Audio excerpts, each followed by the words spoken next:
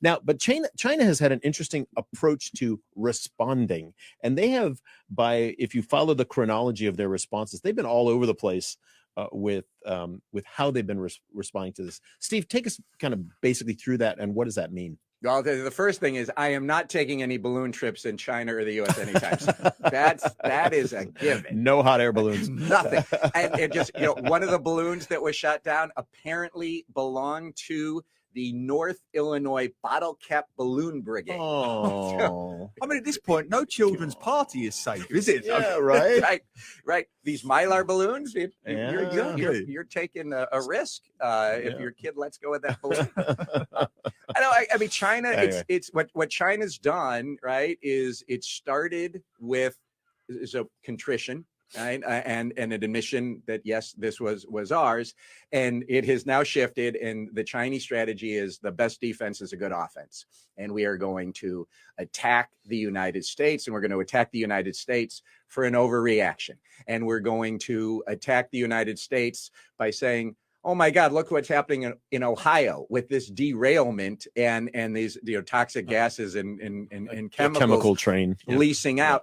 That's the number one thing trending on Weibo in China is let's talk about how awful the United States is domestically. Let's talk about how awful the United States is with all the spying it has done. Let's talk about how the U.S. has sent 10 balloons into China, even though there's zero proof about that. And the Biden administration has said that is a flat out lie.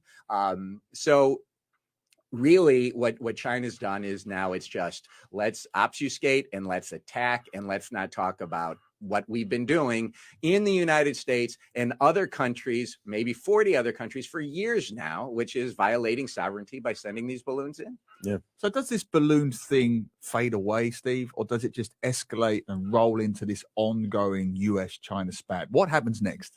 Well, now, we as we learn more and more, and again, of course, lane discipline, right? None of us are balloon experts or military experts. But if it now appears that this was not intended by China to go over mainland U.S., that somehow it got blown off course, and it should have been at 60,000 feet, but it ended up having some mechanical issues and ended up at 30,000 feet, which is why it came to the public view, because people could see it from commercial aircraft from on ground.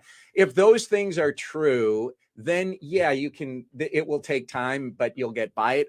Hopefully, Secretary Blinken and China's top diplomat, Wang will meet on the sidelines of the Munich Security Conference this week. So there's opportunity for this to fade away and just get back to bad relations as opposed to very bad relations. A couple of comments. Aloysius Lee, very funny.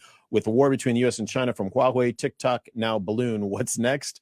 Don Pierce, why let truth get in the way of a good rant? Ian Chan, why are they so flustered over a long tech balloon when they are using satellites to pry into each other's backyards? That is a great question.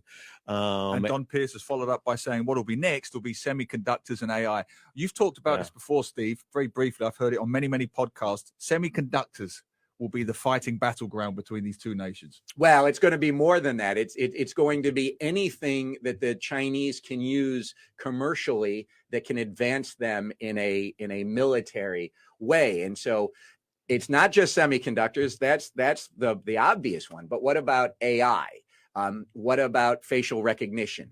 What about drones? What about all of these other types of things? And that's where you're getting this real battle going between the U.S. and China. China has been doing it for years, where they have fused the military and the economic and the commercial. And that's what the U.S. is now saying, we've got to put a stop to that. That's going to be the next battlefield. It's going to be well beyond semiconductors.